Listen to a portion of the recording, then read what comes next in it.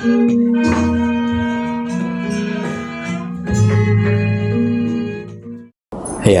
selalu saja saya ulang-ulang, ya, seringkali saya sampaikan bahwa sangat penting di dalam 1 minggu, di dalam 7 hari, ya, Anda menyempatkan waktu selama 2 jam untuk mendengarkan Dhamma, ya, untuk mendengarkan ajaran-ajaran Buddha. Karena pada saat Anda mendengarkan ajaran Buddha, Anda mendengarkan Dhamma, Anda akan bisa mempunyai kebijaksanaan yang lebih untuk memahami kehidupan ini, ya.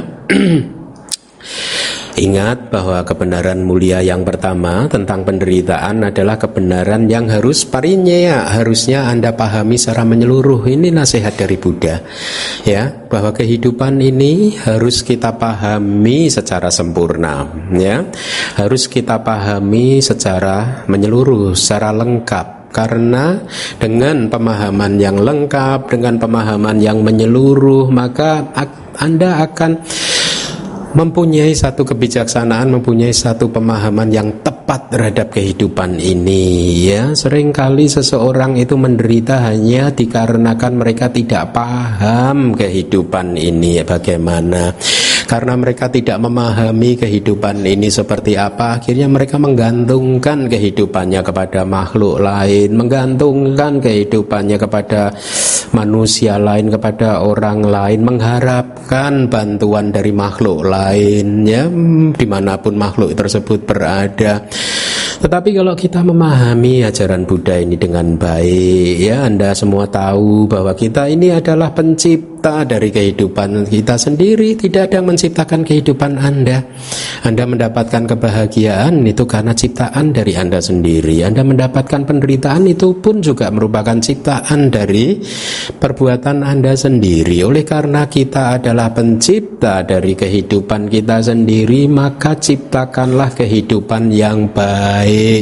Bangunlah bangunan kehidupan ini yang indah, sehingga Anda bisa menikmati kehidupan ini dengan nyaman, dengan tentram, dengan penuh kedamaian dan kebahagiaan.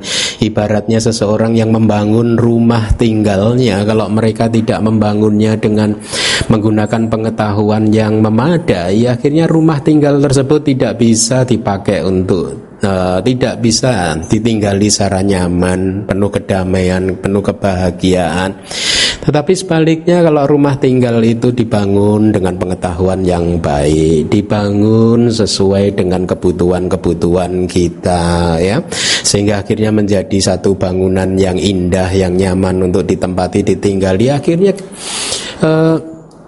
gedung atau rumah tersebut akan memberikan kebahagiaan di dalam kehidupan Anda. Nah, demikian pula dengan kehidupan ini. Kehidupan tidak lain sebenarnya hanyalah proses dari pikiran Anda, proses dari nama bahasa Palinya, proses dari batin, dan juga proses dari rupa atau jasmani.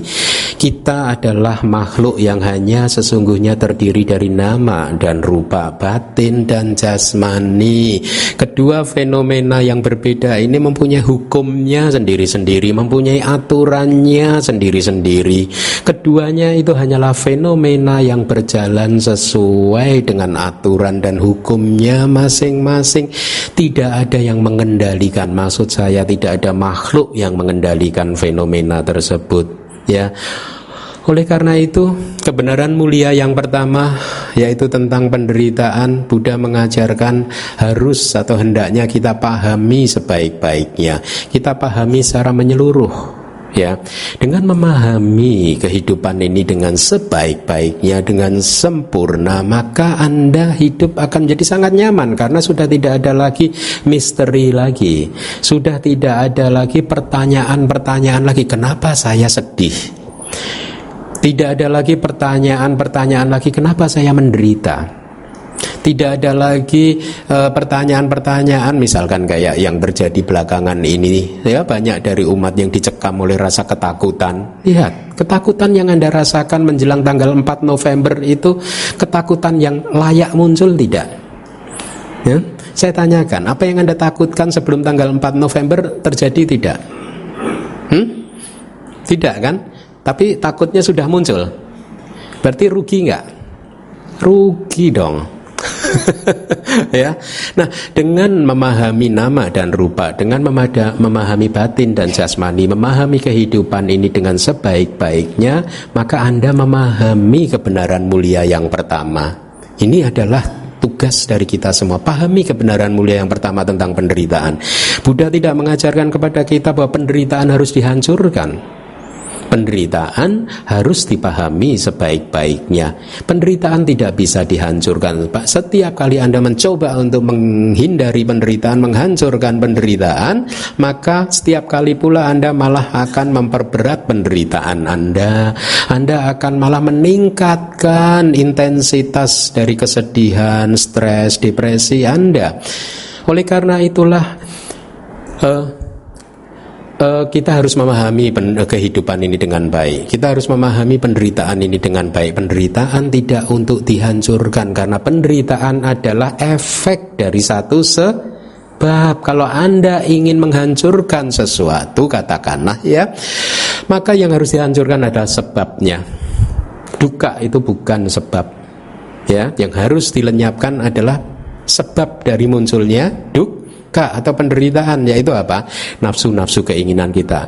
Nah, kelas kita pada pagi hari ini akan saya berikan secara khusus untuk memahami bagaimana batin, pikiran, perasaan, persepsi Anda bekerja, ya khususnya tentang bagaimana menghandle ketakutan Anda, karena ketakutan, kecemasan, kekhawatiran adalah salah satu dari masalah psikologis yang menghantui semua manusia, yang sedemikian hebatnya rasa ketakutan tersebut sehingga kekuatannya mampu menghancurkan kedamaian kita, mampu menghancurkan kebahagiaan kita. Mari kita renungkan apa yang terjadi pada saat batin Anda dicekam oleh rasa takut, oleh rasa cemas, oleh rasa khawatir. Apakah Anda bisa berpikir dengan sehat?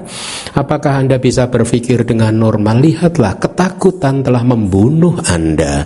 Ketakutan telah menghancurkan kedamaian dan kebahagiaan Anda. Pada saat ketakutan itu menghantui pikiran Anda, maka lihatlah, semua reaksi-reaksi Anda pun akan menjadi salah. Anda tidak bisa bereaksi secara sehat, karena ketakutan adalah kekotoran batin yang membuat batin ini gelap gulita. Karena batin ini gelap gulita, tidak ada cahaya terang di dalam hati ini, sehingga kita akhirnya tidak bisa berpikir secara jernih. Ya, sebenarnya topik ini adalah topik yang sudah saya sampaikan di acara Katina kemarin, tetapi karena saya merasa masih relevan ya buat Anda semua, maka pagi hari ini saya akan mengelaborasi dengan lebih lengkap lagi bagaimana cara mengatasi ketakutan. Karena kemarin dari beberapa hari ini saya juga masih menerima SMS atau pertanyaan dari umat tentang apa nanti yang akan terjadi pada tanggal 25 November Bante. Sudah lolos tanggal 4 November, tidak terjadi apa-apa, jangan-jangan datang yang tanggal 25 November masih saja dicekam ketakutan. Meskipun sudah saya uraikan di dalam ceramah Katina, masih saja ada yang bertanya-tanya. Bahkan ada yang sudah siap-siap koper, semua baju dimasukkan ke dalam koper, sehingga kalau nanti ternyata situasi menjadi parah, dia tinggal lari ke airport. Sudah Yang kejadian tanggal 4 kemarin pun juga banyak dari umat DBS ini yang sudah terbang lah. Ya, karena dicekam oleh rasa ketakutan, akhirnya mereka memilih pindah ke kota yang lain yang lebih aman. Nah, mari kita pahami ketakutan kita. Ya, inilah manfaatnya belajar Dhamma. Belajar Dhamma, belajar kitab suci kita, belajar Tipitaka kita, ya. Itu sesungguhnya mempunyai satu manfaat yang nyata, yaitu adalah mampu menyelesaikan masalah-masalah kehidupan Anda. Pengetahuan Anda, latihan Anda harus mempunyai kemampuan untuk menyelesaikan masalah-masalah psikologis Anda, sehingga Anda bisa meningkatkan kualitas kehidupan ini. Lebih dari 15 tahun yang lalu saya benar-benar mempelajari bagaimana batin pikiran saya ini bekerja. Sebelum saya memutuskan untuk belajar Buddhism di luar negeri, seperti yang Anda ketahui, saya sempat hidup di dalam hutan belantara selama bertahun-tahun. Dan pada saat itulah saya mulai kenal dengan pikiran saya. Saya mulai kenal dengan batin, persepsi, perasaan, semua fenomena mental, suasana hati saya mulai akrab. Saya mulai mendapatkan satu pemahaman betapa selama ini saya selalu ditipu oleh persepsi-persepsi saya sendiri. Saya selalu ditipu oleh kekotoran batin saya sendiri. Setiap kali keserakahan muncul, nafsu kemelekatan muncul, kemarahan muncul, seolah-olah semua kilesa-kilesa ini memberitahu kepada saya untuk memenuhi apa yang mereka inginkan, untuk memenuhi apa yang nafsu keinginan itu inginkan, untuk memenuhi apa yang kemarahan itu inginkan, dengan seolah-olah memberikan pengertian kepada kebijaksanaan saya bahwa kalau saya bisa memenuhi semua keinginan dari kilesa-kilesa kekotoran batin tersebut, maka begitu terpenuhi, detik itu pula saya akan bahagia selama-lamanya. Bukankah hal itu terjadi juga pada diri Anda? Setiap kali emosi-emosi negatif muncul, apapun bentuknya itu emosi, entah itu adalah kecemburuan, kekikiran, dan lain sebagainya, semua emosi-emosi negatif tersebut memberitahu kepada Anda seolah-olah mendesak kepada Anda untuk memenuhi apa yang mereka inginkan, dengan satu janji yang pasti bahwa setelah itu Anda akan bahagia selama-lamanya. Tetapi bukankah kita semua tahu bahwa janji-janji tersebut adalah janji-janji yang kosong? Karena seringkali pada saat kita mengikuti kilesa-kilesa kita yang sebelumnya kita pikirkan bahwa setelah ini kita akan bahagia, ternyata kalaupun muncul kebahagiaan tersebut sesaat saja, tidak selama-lamanya seperti apa yang dia janjikan, dan kembali lagi kita jatuh dalam stres, depresi yang berkepanjangan. Kita menjadi manusia yang sulit untuk menjaga pikiran ini untuk tetap positif. Kita menjadi manusia yang sulit untuk menjaga pikiran ini tetap tenang, damai, dan bahagia, walaupun ada berita-berita di surat kabar, televisi, dan lain-lain yang begitu mencekam. Makanya praktekkanlah sila seperti seorang biku yang tidak nonton TV. Ada untungnya tidak nonton TV itu, sehingga ya. Nah, lebih dari 15 tahun yang lalu saya mulai belajar tentang bagaimana sifat dari ketakutan tersebut, ya. Karena pada saat saya tinggal di hutan, bahkan dulu beberapa kali saya pernah bercerita, di masa lalu saya juga sering tidur di kuburan-kuburan di Pulau Jawa sana, semata-mata karena waktu itu masih mengejar sesuatu yang berbeda, ya, berbeda dengan apa yang dikejar di dalam Buddhism, yaitu mengejar kesaktian dan lain sebagainya, ya. Sudah latihan keras, puasa 40 hari, pengen jadi orang sakti, nggak sakti-sakti lagi sampai sekarang. Akhirnya kesaktian itu tetap saja jauh dari jangkauan, ya. Akhirnya tetapi di dalam perjalanan saya pada waktu itu sebelum ke luar negeri, memberikan satu pelajaran yang sangat berharga, ya, khususnya tentang ketakutan, kekhawatiran, dan kecemasan, bahwa sesungguhnya ketakutan kita itu bukanlah sesuatu yang nyata. Kita tidak pernah takut dengan sesuatu yang nyata. Ini harus Anda ingat-ingat. Anda juga tidak akan pernah takut terhadap sesuatu yang nyata ada di depan Anda. Anda hanya takut terhadap khayalan-khayalan Anda sendiri. Setuju tidak? Anda berkhayal, kemudian Anda menganggap khayalan Anda itu sebagai sesuatu yang nyata, dan kemudian Anda ketakutan sendiri. Ya, pada masa-masa awal saya tinggal di hutan, saya selalu ketakutan setiap kali melihat ular, ya. Saya rasa wajar. Anda pun juga kalau tinggal di hutan setiap hari melihat ular, Anda juga pasti akan ketakutan. Kenapa? Karena satu, saya tidak mempunyai pengetahuan mana ular yang berbisa dan mana yang tidak berbisa, ya. Dua, saya juga tidak mempunyai ilmu kebal anti bisa. Ketiga, saya tidak juga mempunyai pengetahuan bagaimana apabila saya digigit ular yang ternyata berbisa, lalu bagaimana menghandle supaya bisa ini tidak masuk ke dalam jantung saya. Saya tidak punya pengetahuan. Ditambah lagi saya menyadari saya tinggal di dalam hutan. Kalaupun digigit ular berbisa, saya harus minta tolong ke desa terdekat dan itu membutuhkan waktu jalan kaki 1 jam. Sehingga setiap hari, setiap kali saya melihat ular, karena di hutan tersebut itu penuh ular. Pagi saya melihat ular, siang melihat ular, sore melihat ular, bahkan malam pun melihat ular. Ada saja ular yang lewat, kapan dia tidurnya? Kadang saya berpikir setiap saat ular ini ada saja di halaman tempat saya bermeditasi dulu di tengah hutan.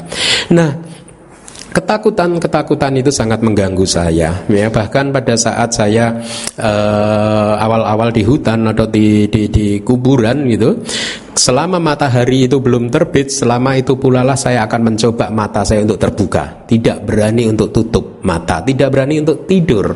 Padahal tujuan saya masuk ke dalam tempat-tempat yang kayak angker-angker seperti itu adalah untuk bermeditasi, untuk memejamkan mata. Tetapi begitu sampai di tempat tersebut saya nggak berani memejamkan mata, karena banyak gangguan. Setiap kali ada bunyi langsung ketakutan begitu. Waduh, ini pasti ada binatang buas ini sedang mengincar saya gitu, mau menerkam saya gitu. Nanti ada bunyi kresek gitu, saya juga udah ketakutan terus gitu. Seringkali persepsi saya begitu luar biasa gilanya menciptakan gambar seolah-olah itu adalah bentuk yang nyata, padahal pada saat saya lihat dengan baik-baik itu bukan apa-apa, ya. Saya harap Anda pernah mengalami hal seperti ini. Jadi pikiran ini sangat luar biasa gilanya itu.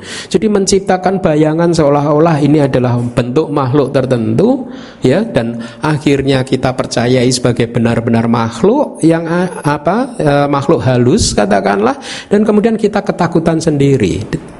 Dan yang menarik adalah secara perlahan-lahan pada waktu itu saya mulai melihat proses bagaimana ketakutan itu muncul, menguat, melemah, lenyap, dan bagaimana efek terhadap persepsi-persepsi saya. Pada saat ketakutan itu menguat, saya tahu dengan persis bahwa persepsi saya kehilangan akal sehatnya, sehingga bayangan apapun akan saya anggap sebagai setan. Bayangan apapun akan saya anggap sebagai makhluk halus yang akan mengganggu saya.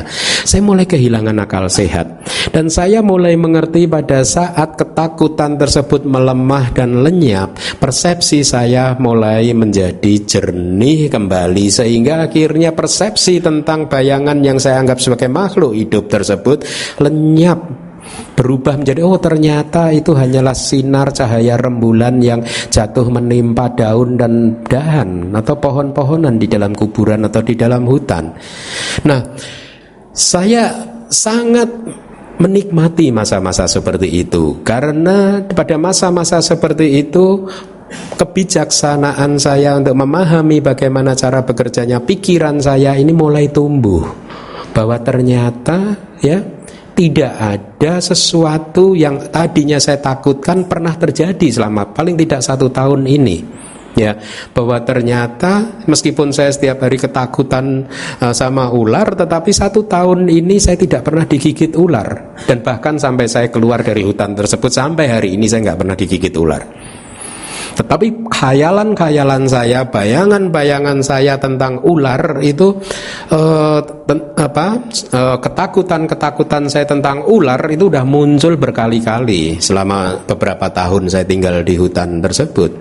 Sampai pada suatu hari di malam bulan purnama, kebetulan nggak bulan purnama mungkin lupa sudah lama sekali, sudah 15 tahun lebih. Tetapi saya ingat persis pada malam hari itu meditasi saya sedang bagus-bagusnya, dan kemudian semua seolah-olah menjadi mudah untuk mengkilas balik apa yang pernah terjadi di masa lalu, dan malam hari itu bayangan ular tersebut satu persatu muncul. Dan pada saat bayangan ular tersebut muncul, ya tentu saja ini setelah keluar dari meditasi ya. Pada saat bayangan-bayangan ular tersebut muncul, peristiwa-peristiwa saya bertemu dengan ular tersebut muncul kembali, saya mulai sadar, mulai melihat dengan jelas bahwa ternyata saya tidak pernah takut dengan ular. Dan hal itu sangat nyata sekali. Setiap kali mengingat peristiwa-peristiwa tersebut, saya tahu bahwa pada saat saya melihat ular tidak ada rasa takut sama sekali. Ya. Sehingga saya kemudian bertanya, saya mencoba untuk menganalisa fenomena masa lalu tersebut. Lalu kenapa? Apa sebabnya rasa takut ini muncul? Padahal pada saat melihat ular tersebut tidak ada sama sekali ada rasa meta di sana, cinta kasih muncul, ya, bisa menerima dan bersahabat dengan ular tersebut. Tetapi ada satu keingintahuan dari saya, kenapa waktu itu rasa takut tersebut muncul? Dan kemudian saya mencoba untuk menganalisa fenomena tersebut. Akhirnya ketemulah jawabannya.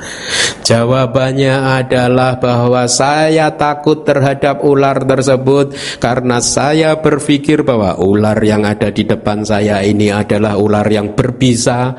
Ular yang di depan saya ini adalah ular yang jahat, yang akan menggigit saya. Begitu dia menggigit saya, maka bisa akan cepat sekali menjalar. Bagaimana saya harus bisa menolong diri saya sendiri, padahal saya tidak mempunyai pengetahuan tentang bisa. Saya harus lari keluar hutan dan kemudian menuju ke desa terdekat untuk teriak-teriak minta tolong. Ya, kalau penduduknya dengar, kalau tidak dengar gimana? Kalau di tengah jalan ternyata bisa itu sudah menyerang jantung saya sehingga akhirnya saya mati di tengah jalan. Lalu bagaimana? Pada saat saya berpikir tentang semua itu, maka ketakutan muncul. Lihatlah, saya telah memfitnah ular tersebut. Karena sesungguhnya ular tersebut melihat saya ingin berkenalan dengan saya. Dia tersenyum kepada saya. Dia mungkin ingin diajari meditasi. Ya, tetapi saya telah memfitnah dia sebagai ular yang jahat, ular yang berbisa, yang hendak menggigit saya dan seterusnya, ingin mengakhiri kehidupan saya. Dan dengan pemahaman-pemahaman seperti itu, saya lihat fenomena-fenomena kehidupan yang pernah saya alami di masa lalu tentang bagaimana ketakutan-ketakutan saya muncul.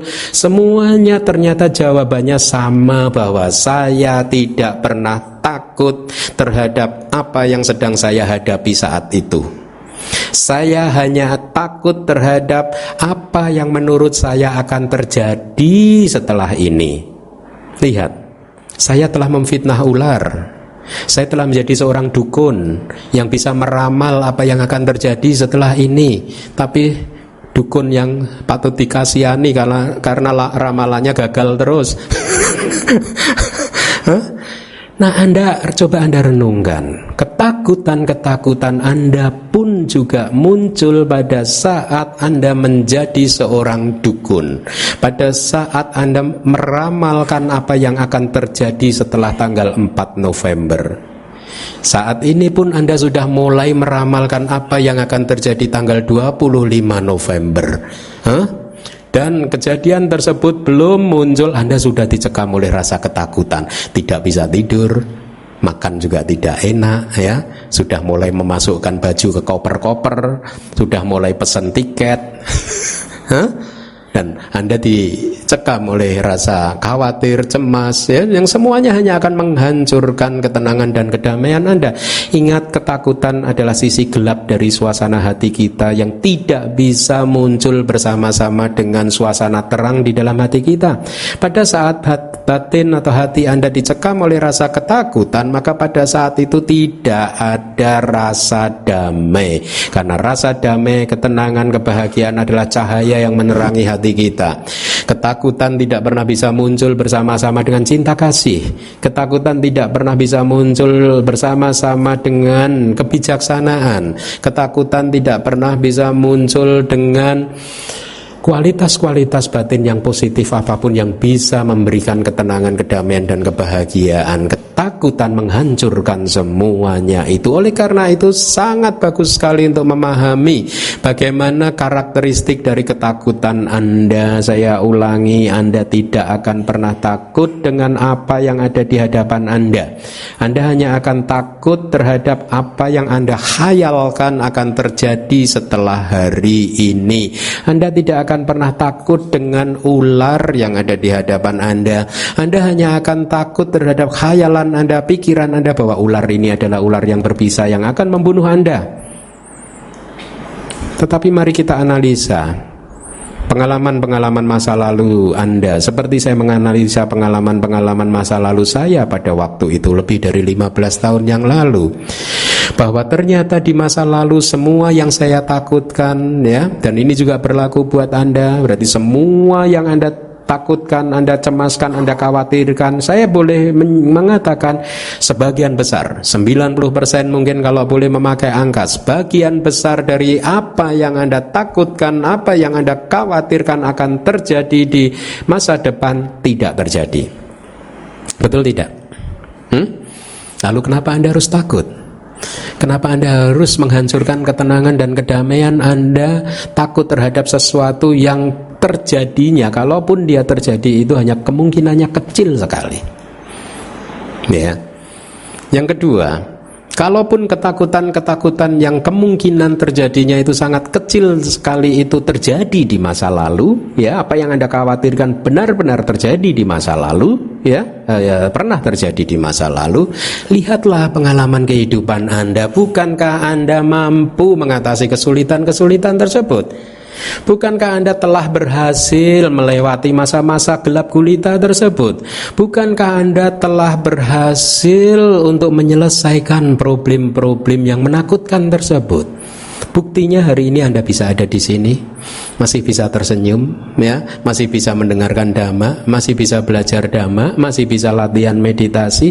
Ini semua adalah satu bukti bahwa Anda di masa lalu adalah seorang master, ahli di dalam mengatasi kesulitan-kesulitan, ahli di dalam mengatasi sesuatu yang benar-benar menghancurkan, membuat Anda tidak tenang, tidak terdamai, dan tidak bahagia di masa lalu. Nah, karena di masa lalu Anda adalah seorang ahli dalam menyelesaikan masalah-masalah kehidupan Anda, maka Anda harus mengembangkan kepercayaan diri Anda. Percayalah bahwa di masa depan nanti, apabila apa yang Anda takutkan itu ternyata muncul, Anda pasti mampu mengatasinya. Karena kalau ketakutan tersebut muncul dan Anda pasti akan mampu mengatasinya, lalu kenapa Anda harus stres hari ini?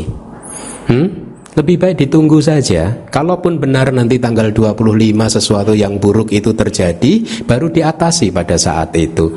Ya benar, kita boleh antisipatif, tetapi antisipatif mengantisipasi sesuatu secara positif, tidak dicekam oleh ketakutan. Anda boleh merencanakan sesuatu yang berharga untuk kalau sesuatu yang buruk itu terjadi, maka Anda harus begini, begitu, begini, begitu. Ya, itu kewajiban kita semua, tetapi tidak harus dengan menyusunnya dengan ketakutan, ya. Karena rumus yang pertama tadi, apa yang kita takutkan akan terjadi itu kemungkinan munculnya itu kecil sekali. Ya, nah dengan pemahaman-pemahaman yang seperti ini adalah juga merupakan bagian dari kebenaran mulia yang pertama, untuk memahami bagaimana kehidupan, bagaimana cara bekerjanya pikiran Anda, bagaimana cara bekerjanya batin Anda, bagaimana cara bekerjanya persepsi Anda, bahwa ternyata kebijaksanaan Anda sekarang tahu tidak layak untuk takut rugi. Kita itu takut itu rugi. Karena apa? Karena kemungkinan kecil akan terjadi. Dan kalaupun itu terjadi, kita pasti mampu mengatasinya. Bukankah kita tahu Buddha mengajarkan kepada kita bahwa segala sesuatu yang mempunyai sifat muncul, dia juga mempunyai sifat lenyap. Kalaupun yang Anda takutkan itu terjadi sehingga akhirnya membuat Anda stres, depresi, sedih, menderita, menangis, Anda harus sadar bahwa tangisan Anda pun cepat atau lambat akan lenyap kembali. Kesedihan Anda pun akan lenyap kembali. Lalu buat apa Anda stres, depresi, takut terhadap sesuatu yang akan juga lenyap kembali? Lalu buat apa Anda takut, stres, depresi, khawatir, cemas terhadap sesuatu yang tidak kekal? Bukankah lebih baik kita memahami sifat-sifat tersebut sehingga kalaupun nanti apa yang kita takutkan itu terjadi, kita mampu menerimanya dengan tersenyum, karena kita tahu bahwa segala sesuatu yang mempunyai sifat muncul, mereka juga semuanya pasti akan lenyap.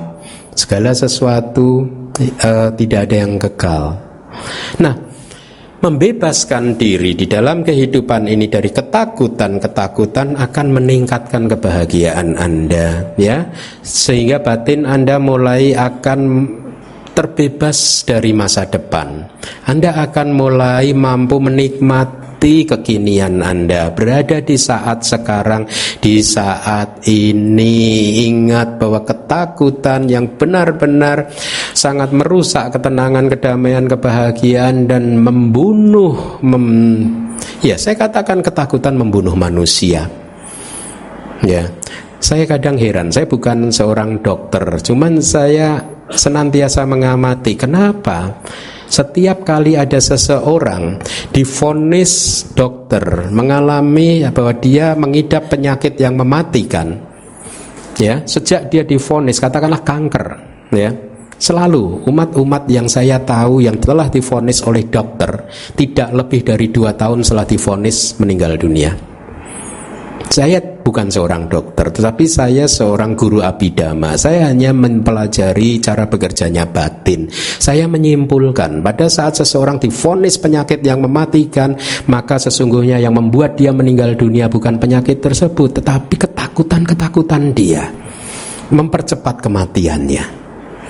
Ya, saya senantiasa mengamati, tidak lebih dari 2 tahun, bahkan kadang sangat cepat sekali. Tadinya sehat-sehat saja, ya. Bahkan beberapa waktu yang lalu, tahun lalu, salah satu kawan sekolah saya divonis dia kena kanker kelenjar getah bening. Padahal sebelum divonis dia sehat-sehat saja, ya. Hidupnya normal-normal saja. Tetapi begitu dokter menemukan bahwa dia kena kanker kelenjar getah bening, kurang dari 1 tahun dia sudah meninggal dunia. Saat ini dia lewat. Ya, jadi semua itu saya pelajari sehingga buat saya akhirnya confirm bahwa ketakutan itu sesungguhnya yang membunuh manusia. Ya, hidup bebas dari ketakutan, hidup dengan hati yang tidak dicekam oleh rasa cemas, khawatir, hidup dengan hati yang sangat positif adalah hidup yang akan benar-benar membuat kita sehat. Anda pernah mendengar cerita seorang dewa yang turun di satu desa? Jadi pada suatu hari, pada suatu malam bulan purnama. Nah, kalau ini boleh malam bulan purnama, kan ini cerita aja kan, ya. Jadi pada satu malam bulan purnama ada satu dewa turun di satu desa, ya. Di dalam satu desa tersebut ada 100 orang laki-laki semua. Kebetulan penduduknya semua laki-laki, ya. Dan kepada 100 orang tersebut dewa tadi mengatakan, gitu, tidak menampakkan wujudnya, hanya memperdengarkan suaranya kepada 100 penduduk desa tersebut. Dia mengatakan, wahai penduduk desa, bulan depan persis di bulan hari malam purnama juga, saya akan kembali lagi ke desa ini dan saya akan mengambil 1 nyawa dari kalian. Setelah mengatakan kalimat tersebut, suara tersebut lenyap, tidak ada kelanjutannya. Ini dewanya sedikit nakal. Dia hanya mengatakan bulan depan akan diambil 1 nyawa tanpa menyebut nama. Akhirnya apa yang terjadi? 100 laki-laki tadi saling bertanya-tanya, tadi dewanya nyebut nama siapa enggak sih? Enggak nyebut. Waduh, jangan-jangan saya ini. Semua orang berpikir jangan-jangan saya ini. 100 orang semuanya berpikir jangan-jangan saya, jangan-jangan saya. Akhirnya mereka semua dicekam oleh rasa takut. Dan singkat cerita, pada malam purnama bulan berikutnya dewa turun ke desa tersebut. Dia pun bingung karena melihat desa tersebut menjadi sepi sekali. Tidak ada manusia satupun. Dia cari kemana ini penduduk desa, dan betapa kagetnya dia. Ternyata 100 laki-laki tadi sudah mati masing-masing di rumahnya sendiri-sendiri. Belum juga saya ambil nyawanya, sudah mati sendiri 100-100-nya itu. Lihatlah betapa ketakutan membunuh laki-laki tersebut. Dan ketakutan ini juga membunuh Anda dalam tanda kutip. Lihatlah betapa Anda kehilangan pikiran sehat Anda pada saat dicekam oleh rasa ketakutan, ya. Banyak sekali analisa-analisa politik yang saya pikir ini muncul dari rasa ketakutan saja ini. Gitu. Nah, kembali lagi, dengan memahami bahwa ketakutan itu tidak pernah berkaitan dengan masalah yang sedang Anda hadapi, dan ketakutan itu hanya berkaitan dengan khayalan-khayalan pikiran kita tentang apa yang menurut kita nanti akan terjadi, maka kita mulai perlahan-lahan bisa membebaskan diri dari ketakutan-ketakutan tersebut. Karena pada saat kebijaksanaan ini tumbuh, kebijaksanaan yang muncul dari hasil memahami kehidupan ini dengan baik itu tumbuh. Ini adalah bunga di dalam taman hati kita. Ibaratnya hati kita ini adalah taman, ya. Seperti layaknya sebuah taman, pasti ada bunga, ada juga rumput liar. Bunga di dalam taman hati kita itu adalah kekuatan atau energi-energi batin yang positif, seperti cinta, kasih, kewelas asihan, kebijaksanaan, keyakinan, perhatian penuh, dan lain sebagainya. Kualitas-kualitas batin yang positif adalah bunga-bunga di taman hati kita. Sebaliknya, emosi-emosi negatif adalah rumput liar di taman hati kita. Kalau kita ingin menghancurkan rumput liar, kita tidak boleh mencabut rumput liar itu dengan kemarahan. Kita tidak boleh mencabut menghancurkan semua emosi negatif, semua kilesa itu dengan kemarahan.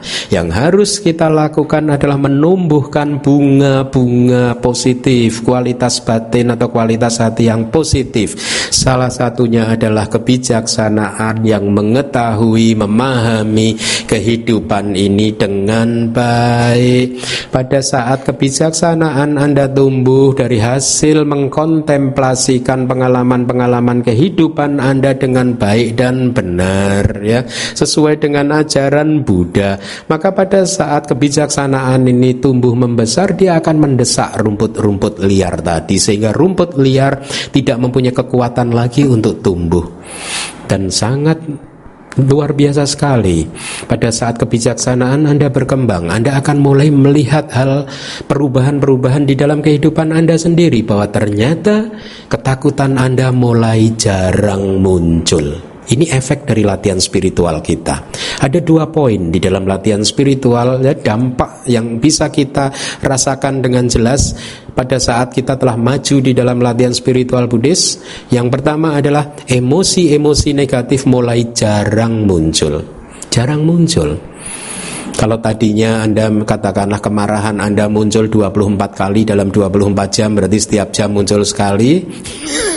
Nah, pada saat kebijaksanaan Anda sudah mulai berkembang, maka kemarahan tersebut mulai muncul jarang, mungkin 24 kali di dalam 1 tahun. Frekuensinya mulai menurun. Dan yang kedua, tidak hanya frekuensinya yang mulai menurun, intensitasnya pun mulai melemah. Jadi artinya kalau kemarahan atau ketakutan itu muncul, dia munculnya sangat singkat sekali. Tidak sepanjang apa yang Anda rasakan sebelumnya. Bukankah mempunyai kualitas hati yang seperti itu sangat-sangat membahagiakan kita. Kualitas kehidupan kita akan meningkat dengan sangat pesat sekali dengan memahami cara bekerjanya pikiran Anda, dengan memahami sifat dari ketakutan-ketakutan Anda. Nah, di bagian akhir dari ceramah saya akan menyampaikan apa yang harus kita lakukan lalu. Tentu saja untuk mengatasi ketakutan, hidup bebas dari ketakutan, untuk bisa tidak memfitnah ular, itu tidak semudah apa yang kita bicarakan, tidak semudah apa yang kita diskusikan. Tetapi ya, paling tidak pengetahuan tersebut akan membimbing Anda. Setiap kali ketakutan tersebut muncul, Anda selalu akan teringat, iya ya, kata Bante Keminda, jangan memfitnah ular. Ya, jangan memfitnah tanggal 25 November. Ya, jangan memfitnah masa depan. Jangan menjadi dukun yang bisa meramal apa yang akan terjadi di masa depan, karena kita bukanlah dukun yang 90% dari ramalan kita tidak terjadi. Ya, maka jangan meramal. Ya. Nah, salah satu solusinya adalah mengembangkan apa yang disebut sebagai perhatian penuh, atau bahasa Palinya sati. Ya, perhatian penuh. Sehingga dengan perhatian penuh Anda akan mulai mempunyai data. Perhatian penuh, atau kalau bahasa Inggrisnya mindfulness, yang memperhatikan secara penuh, itu akan membuat Anda memahami, ya, yang memahami sebenarnya kebijaksanaan. Tetapi perhatian penuh Anda, mindfulness Anda akan memberikan data kepada pannya, kepada kebijaksanaan Anda, sehingga pannya, kebijaksanaan Anda akan mulai memahami bahwa oh iya ya, ketakutan ini hanyalah satu proses batin yang muncul, menguat, melemah, lenyap, muncul, menguat, melemah, lenyap. Oleh karena itu, kembangkanlah perhatian penuh Anda pada saat ketakutan itu muncul. Arahkan perhatian batin Anda ke dalam suasana hati Anda, bagaimana jantung Anda berdebar, bagaimana efek dari ketakutan tersebut yang ditimbulkan terhadap pikiran-pikiran Anda, persepsi Anda, analisa Anda. Kemudian arahkan ke dalam untuk mengetahui apa yang menyebabkan ketakutan ini muncul, sehingga Anda kemudian mengerti hubungan sebab dan akibat. Ternyata rasa takut ini muncul karena berkaitan dengan masa lalu. Saya ingat pada tahun 1998 dulu ada kejadian yang sangat memilukan terjadi, dan karena kita teringat dengan peristiwa tersebut, akhirnya kita memakai peristiwa tersebut sebagai standar untuk menilai apa yang akan terjadi di masa depan. Dengan demikian kita akan melihat ternyata 1 detik sebelum ketakutan itu muncul, saya telah kehilangan akal sehat saya. Saya telah menggunakan nilai-nilai yang telah terjadi di masa lalu untuk menilai sesuatu yang akan terjadi di masa depan. Dan ternyata sesungguhnya saya tidak pernah takut dengan apa yang ada di hari ini. Gitu. Hari ini saya baik-baik saja. Gitu. Kemarin pada saat tanggal 4 November itu, beberapa umat yang ketakutan itu saya tanya, kamu tanggal hari ini kamu oke saja? Ayo oke gitu. Iya sih Bante, masih oke sih. Ya udah dinikmati lah masih oke-nya itu. Oh masih oke kok udah ketakutan. Nah, jadi dengan mengembangkan perhatian penuh Anda, ya, diperhatikan ke dalam, perhatikan hati Anda, lihatlah ketakutan Anda, jangan melihat keluar. Artinya jangan melihat keluar itu, sehingga artinya batin Anda tidak berada di sini. Batin Anda keluar lari ke masa lalu, atau keluar lari ke masa depan. Keluar lari ke masa lalu untuk mengingat-ingat tahun 98, atau keluar ke masa depan untuk mencoba memprediksi menjadi seorang dukun yang memfitnah ular. Ya, pada saat batin Anda tidak berada di sini, maka lihatlah Anda kehilangan ketenangan Anda kehilangan kedamaian Anda, karena Anda tertipu oleh persepsi Anda tertipu oleh khayalan Anda. Belajarlah dari kehidupan Anda. Seharusnya sudah cukup buat Anda semua yang sudah rata-rata 40 tahun ke atas, berarti Anda adalah seorang manusia yang mempunyai jam terbang selama 40 tahun. Harusnya sudah cukup memberikan data kepada Anda betapa persepsi Anda itu sering mengelabui Anda, sering menipu Anda. Ya. Nah, karena persepsi ini tidak bisa dipercaya, maka bebaskan dari persepsi yang negatif. Ya, Hiduplah di saat ini, di sini, dan sekarang. Jagalah perhatian Anda untuk tidak lari ke masa lalu dan untuk tidak lari juga ke masa depan, karena lari ke masa lalu dan lari ke masa depan berpotensi memunculkan kekotoran batin, berpotensi memunculkan kesedihan dan penderitaan ataupun ketakutan. Oleh karena itu, dengan mengarahkan perhatian ke hati kita, kita akan mendapatkan data bahwa ternyata ketakutan ini adalah sesuatu yang berkondisi, artinya muncul karena ada sebab. Dan ketakutan ini akan menjadi sebab dari efek-efek tertentu, membuat badan Anda panas dingin, membuat persepsi Anda kehilangan akal sehatnya dan lain sebagainya. Sampai kemudian Anda mulai melihat dengan jelas, kalau sati Anda sudah mulai fokus, perhatian penuh Anda sudah benar-benar mulai memperhatikan detik demi detik berkembangnya, berprosesnya dari ketakutan tersebut, Anda akan melihat bahwa sesungguhnya ketakutan Anda itu tidak nyata. Segalanya akan jelas terlihat bahwa rasa takut tersebut muncul pada saat Anda mencoba untuk memprediksi masa depan. Anda meyakini prediksi Anda itu akan terjadi, dan pengalaman dari masa lalu mengajarkan kepada kita bahwa apa yang kita prediksi sebagian besar meleset. Nah, berkaitan dengan perhatian penuh, ya, atau yang bahasa Inggrisnya disebut mindfulness, saya ingin menyampaikan sedikit informasi tentang apa itu yang disebut mindfulness atau perhatian penuh, ya. Perhatian penuh adalah satu energi di dalam batin Anda yang mempunyai karakteristik, ada dua karakteristik. Karakteristik yang pertama, perhatian penuh membuat perhatian Anda tidak mengambang.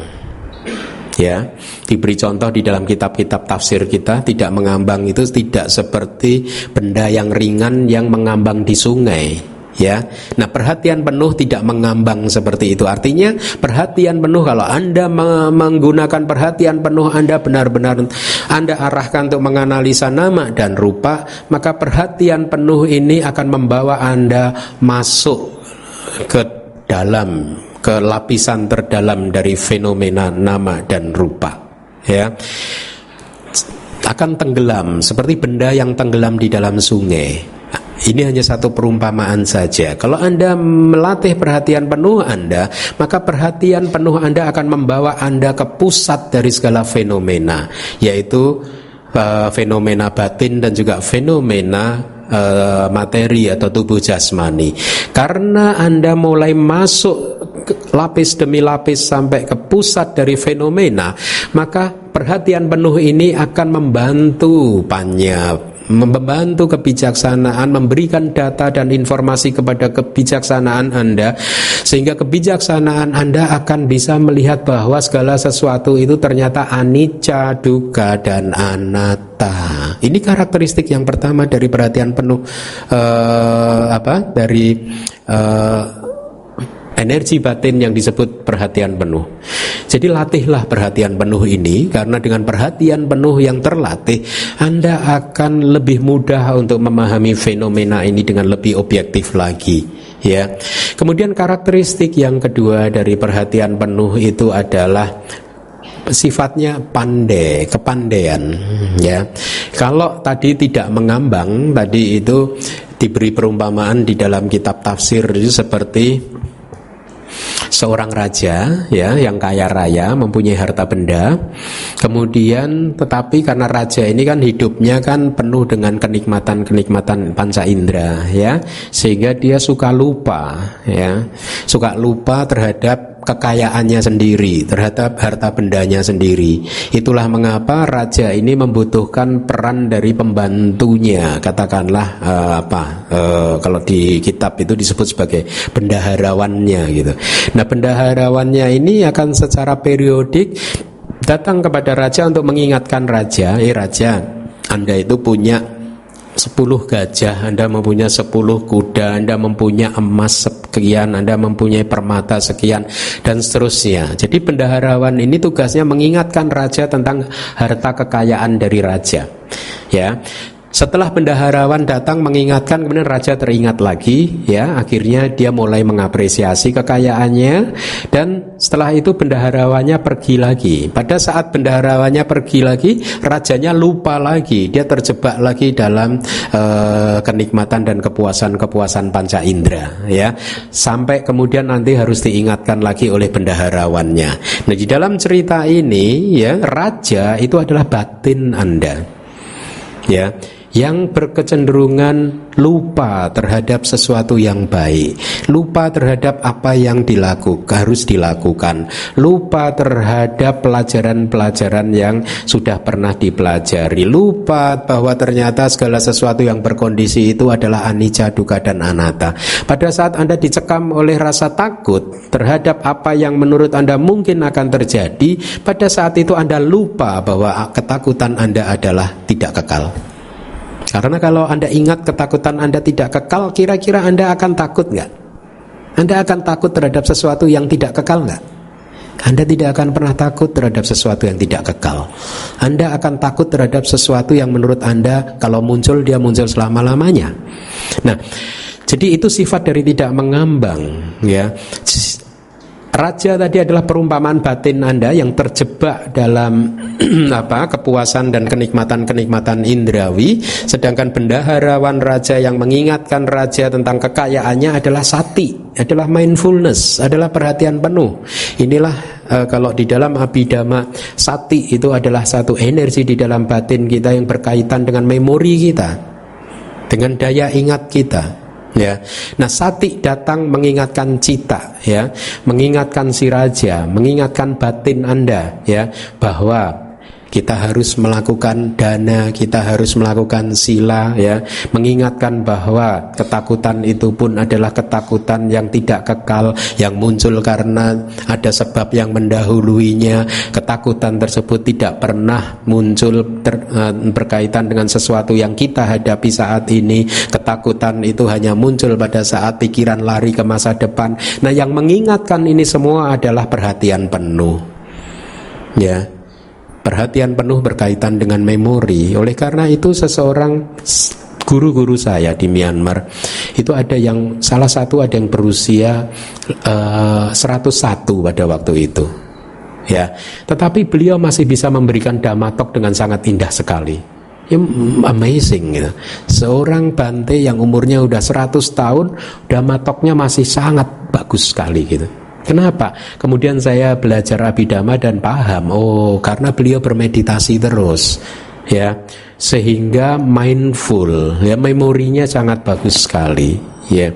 Nah, maka Anda harus melatih ini perhatian penuh, mindfulness Anda, sati Anda, supaya Anda jadi mempunyai cara untuk keluar dari semua problem-problem psikologis Anda. Salah satunya adalah ketakutan.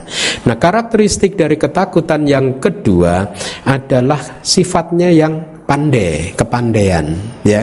Kalau Anda melatih perhatian penuh Anda, ya, sati Anda, karena sati ini berkaitan dengan memori, itu diberi contoh di dalam kitab tafsir kita itu seperti pahatan di dalam batu karang. Seseorang memahat tulisan di batu karang, maka tulisan itu akan lama sekali lenyap, betul tidak? Nah, kalau Anda penuh perhatian, ya, maka apa yang sudah Anda pelajari, dhammatalk 1 jam ini yang Anda dengarkan akan nyantel terus di dalam memori Anda, sehingga pada saat nanti problem tentang ketakutan tersebut muncul di hati Anda ingat lagi akan apa yang harus Anda lakukan. Oh, kata Bante Keminda, jangan memfitnah ular. Saya teringat lagi dengan cerita jangan memfitnah ular. Saya teringat lagi dengan 100 penduduk desa yang mati semua, karena dibunuh oleh ketakutannya sendiri, ya. Saya teringat dengan kata-kata Bante Keminda bahwa ketakutan hanya muncul terhadap sesuatu yang berkaitan dengan masa depan yang menurut prediksi kita akan terjadi, tetapi Pengalaman masa lalu mengajarkan kepada kita bahwa semua yang kita takutkan, sebagian besar yang kita takutkan tidak terjadi. Nah, dengan demikian Anda akhirnya mulai bisa melepaskan diri dari ketakutan Anda, sehingga perhatian penuh Anda, mindfulness Anda secara perlahan-lahan menyembuhkan penyakit-penyakit psikologis Anda. Dengan terus memperhatikan ketakutan Anda, sampai kemudian Anda memahami bahwa ketakutan hanyalah fenomena yang muncul, menguat, melemah, dan lenyap. Ya, pada saat persepsi tentang ketidakkekalan itu mulai menguat, apa yang terjadi? Lihat, hati Anda menjadi kokoh. Daya tahan Anda untuk menerima permasalahan kehidupan Anda menjadi meningkat. Anda akan mampu menghadapi goncangan-goncangan di dalam kehidupan ini, ya. Kenapa? Karena persepsi Anda sudah mulai menguat bahwa masalah apapun yang ada di dunia ini tidak kekal adanya. Cepat atau lambat akan lenyap sendiri. Lalu kenapa saya harus stres dan takut terhadap sesuatu yang cepat atau lambat dia akan lenyap sendiri? Dan yang lebih menarik lagi adalah pada saat Anda benar-benar mengembangkan perhatian penuh Anda ke dalam, bukan keluar, sehingga Anda mengerti semua proses dari emosi-emosi Anda, maka lihatlah bahwa mindfulness Anda benar-benar empowering you, akan membuat Anda benar-benar seperti seseorang yang tidak mudah kehilangan energi, menjadi seseorang yang penuh energi, energetik, menjadi seseorang yang penuh perhatian, ya, menjadi seseorang yang karena kadang ya ketakutan, kemarahan itu muncul pada saat tubuh Anda kelelahan. Ya, sering kan kalau tubuh Anda lelah lalu Anda mudah marah kan? Dan tidak hanya mudah marah, emosi-emosi negatif yang lain termasuk ketakutan akan mudah muncul pada saat tubuh kelelahan dan batin kelelahan. Ya, pada saat nama dan rupa batin dan tubuh jasmani kelelahan, maka semua emosi negatif akan mudah muncul. Nah, perhatian penuh akan menghindarkan Anda dari kelelahan-kelelahan tersebut. Ya, karena Anda akan jadi sangat rileks sekali. Tubuh Anda menjadi sangat rileks, sangat lentur, dan batin Anda pun menjadi sangat lentur sekali. Sangat lentur. Mudah untuk diarahkan untuk melakukan hal-hal yang bisa menciptakan ketenangan, kedamaian, dan kebahagiaan. Bayangkan batin yang kaku, yang tidak lentur adalah batin yang sedang dicekam oleh ketakutan. Bayangkan, pada satu masa di masa lalu Anda pernah dicekam oleh ketakutan. Ingat-ingatlah peristiwa tersebut. Lihatlah batin Anda sangat kaku sekali. Tidak mudah untuk diarahkan ke sini dan ke sana. Batin Anda benar-benar mencengkeram sesuatu yang menurut Anda itu adalah benar dan pasti akan terjadi.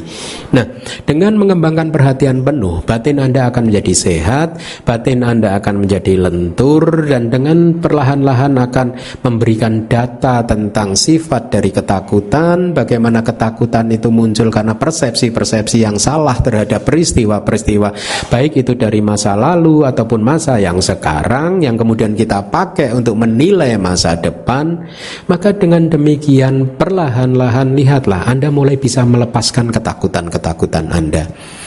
Beberapa waktu yang lalu mungkin di Kome Abhidhamma, ya, sejarah Abhidhamma, saya diminta oleh penerbit untuk mencantumkan satu quote, ya. Nah, seingat saya memberikan seperti ini quote-nya. Di dalam kehidupan ini hanya ada satu musuh, yaitu kekotoran batin kita sendiri, kan? Musuh kita hanya satu itu. Tidak ada dua, tidak ada tiga, hanya satu itu, yaitu kekotoran batin kita sendiri. Dan musuh tersebut, satu-satunya musuh tersebut ada di dalam hati kita, ada di dalam diri kita, tidak ada di luar sana. Musuh kita ada di dalam diri kita, tidak ada di luar sana. Dan musuh ini menghancurkan ketenangan, kedamaian, dan kebahagiaan kita.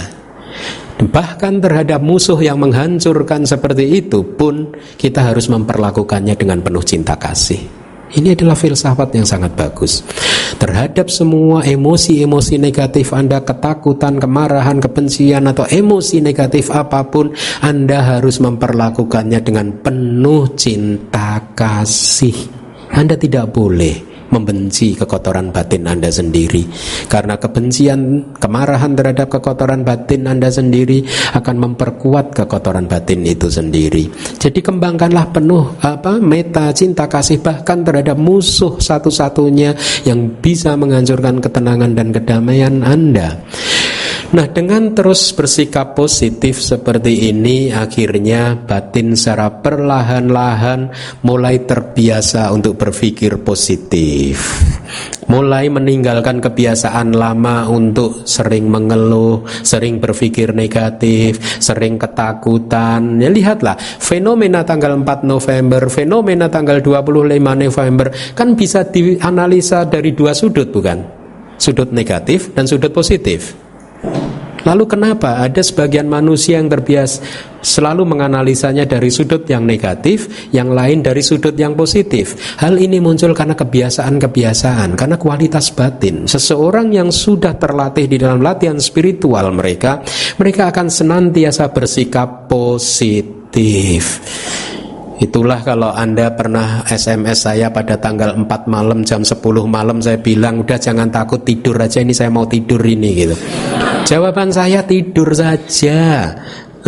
Jam 10 malam Bante, ini gimana nih, saya mau ini nih, udah siap-siap kopor ini, udah mau beli tiket ini gitu, sudah tidur saja. Saya selalu mengatakan, kalau Anda pasti yang menerima SMS saya tahu, pada saat itu saya mengatakan tidak akan lebih dari ini gitu.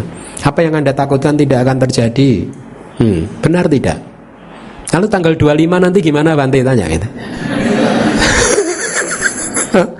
Sama, tanggal 25 nanti sama saja. Satu, apa yang Anda takutkan kemungkinan kecil akan terjadi. Ya, kalau yang kemungkinan kecil ini yang terjadi, bagaimana? Anda pasti mampu mengatasinya. Jangan khawatir, ya. Dan kalaupun kesedihan itu sangat nyata nanti karena terjadi apa yang Anda takutkan, ingat, segala sesuatu yang muncul pasti lenyap kembali. Tidur saja, ya. Kalau sesuatu sedang berat, udah tidur aja. Sampai biar suasana reda dulu. Suasana reda, udah nggak ada apa-apa lagi, baru bekerja lagi. Jadi buat apa Anda berkhayal, ya, takut terhadap khayalan-khayalan Anda yang hanya akan membuat Anda stres, depresi, ya. Jangan membunuh diri Anda sendiri dengan ketakutan-ketakutan yang tidak beralasan tadi, ya. Jadi dengan semua yang saya jelaskan ini, saya harap Anda bisa membebaskan diri dari ketakutan-ketakutan Anda. Saya ulangi lagi, kata kuncinya, Anda tidak pernah takut dengan situasi yang sedang Anda hadapi saat ini.